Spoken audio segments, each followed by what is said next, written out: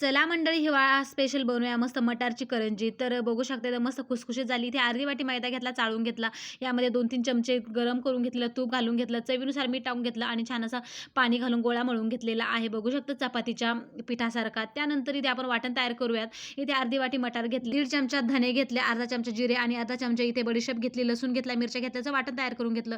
त्यानंतर कढाई ठेवली, तेल टाकून घेतलं. यामध्ये वाटण टाकून परतून घेतलं. थोडंसं लाल तिखट गरम मसाला टाकला, हळद टाकली, आमचूर पावडर टाकली, छान मिक्स करून घेतलं. थोडंसं आता लगेच यामध्ये मटार टाकून घेतलं, थोडंसं बेसन टाकून घेतलं, छान परतून घेतलं. त्यानंतर मैद्याची मस्त अशी चपाती लाटून घेतली आणि साच्यामध्ये मस्त थंड झाल्यानंतर मिश्रण भरून घेतलेलं आहे आणि अशा अशा प्रकारे मस्त करंजीचा आकार देऊन छान असं कट करून घेतलं. सगळ्या करंज्या अशाच प्रकारे लाटून मस्त कट करून घेतलेल्या आहेत. त्यानंतर कढाईमध्ये तेल ठेवलं, गरम झालेलं आहे तेल. मस्त करंज्या कमी गॅस ठेवून छान अशा तळून घेतलेल्या आहेत. तर बघू शकता मस्त करंज्या खुसखुशीत इथे तयार झालेल्या आहेत.